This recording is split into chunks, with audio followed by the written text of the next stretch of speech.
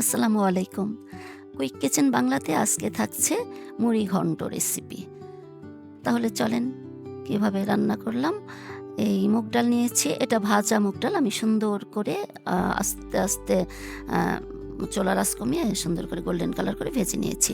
আর হচ্ছে এই ডালটা আমি অনেকবার পানি দিয়ে কষলে, কষলে পরিষ্কার করে ধুয়ে নিয়েছি। ঘোলা পানি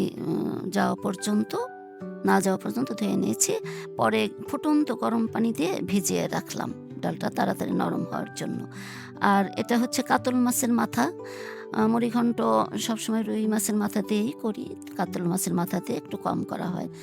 তো তেল দিয়ে দিলাম পরিমাণ মতো। তেল গরম হওয়ার পর পেঁয়াজ কুচি দিয়ে দিব। মুড়িঘন্ট রান্না করতে আপনারা সবাই পারেন। এটা দেখানোর কিছু নেই, বলারও কিছু নেই। তবে আমি যেভাবে রান্না করি সেটাই আজকে আপনাদের সঙ্গে শেয়ার করছি। তো ১ কাপ পরিমাণ পেঁয়াজ কুচি দিয়ে দিলাম। পেঁয়াজ কুচিটা গোল্ডেন কালার করে ভেজে নিব। তো আ রুই মাছের মাথা দিয়েই হোক, কাতল মাছের মাথা দিয়েই হোক, ফ্রেশ মাথা দিয়ে মুড়িঘন্ট রান্না করলে কিন্তু খেতে ভালো হয়। তো পেঁয়াজটা যখন গোল্ডেন কালার হবে তখন একটু পানি দিয়ে দিলাম। এখন এটা দিয়ে দিলাম আদা রসুনের পেস্ট উঁচু করে 1/2 চা চামচ। 1/2 চা চামচ দিলাম মরিচের গুঁড়া, 1/2 চা চামচ ধনিয়ার গুঁড়া, 1/2 চা চামচ হলুদের গুঁড়া, পরিমাণ মতো দিলাম লবণ। আর এটা দিয়ে দিলাম হচ্ছে রসুনের পেস্ট, শুধু রসুন। প্রথমে আদা রসুন একসঙ্গে দিয়েছি। এরপরে 1/2 চা চামচ দিলাম শুধু রসুনের পেস্ট। তো পানি দিয়ে কিন্তু মশলাটা কষিয়ে নিয়েছি ভালো করে। কষানোর পর এখন ২টা তেজপাতা মাঝখান দিয়ে কেটে দিয়ে দিয়েছি। তো মশলাটা ভালো করে কষানোর পর তেজপাতা দেওয়ার পর দিয়ে দেব মাছগুলো। তো মাছটা বেশ বড় ছিল, তাই লেজটা বড়, সেজন্য আমি মাঝখান দিয়ে কেটে দিয়েছি। আর মাছটা কিন্তু আমি ভাঙবো না, আস্ত থাকবে। ওই ভেঙে গেলে ডালটা কাটা, কাটা হয়। তাই আস্ত রেখে আমি সবসময় রান্না করি। আর হচ্ছে মাথা মানে বড় যেকোনো মাছের মাথা ফ্রিজে বেশি দিন থাকলে কিন্তু সেটার টেস্ট নষ্ট হয়ে যায়। তো ফ্রেশ থাকতেই আমার মনে হয় মুড়িঘন্ট রান্না করলে খেতে সেটা ভালো হয়।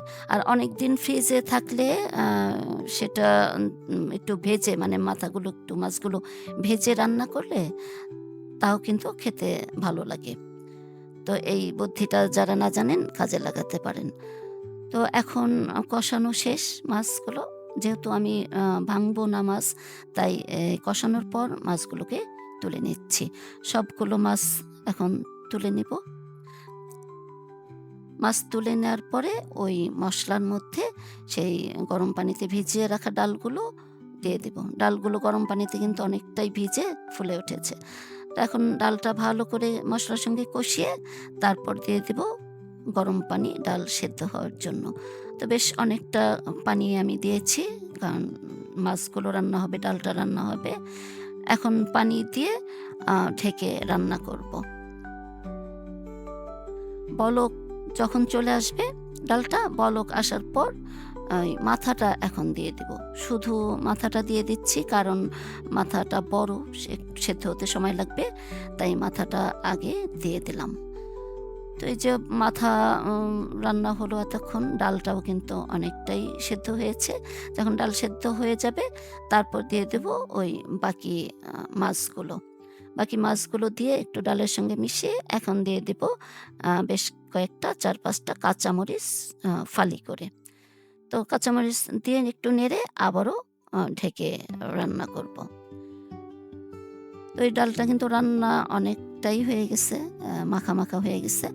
তো এই পর্যায়ে দিয়ে দিব টালা জিরার গুঁড়া 1/2 চা চামচ, উঁচু করে 1/2 চা চামচ দিয়ে দিলাম।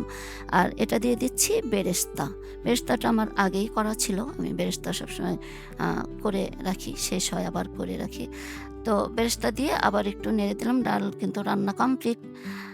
তো দেখেন কত সুন্দর মাখা, মাখা হয়েছে। তো এখন চলেন সুন্দর করে বাটিতে বেড়ে আপনাদের দেখাচ্ছি। তো এই যে ফাইনাল লুক। তো মুড়িঘন্ট আসলে সবাই রান্না করতে পারেন। তো সেজন্য আমার রেসিপিটা যদি কোথাও কোনো জায়গায় একটু ভিন্নতা মনে হয়, তাহলে একবার ট্রাই করতে পারেন। তো সবাই ভালো থাকবেন। সবাইকে অনেক, অনেক ধন্যবাদ। আল্লাহ হাফেজ।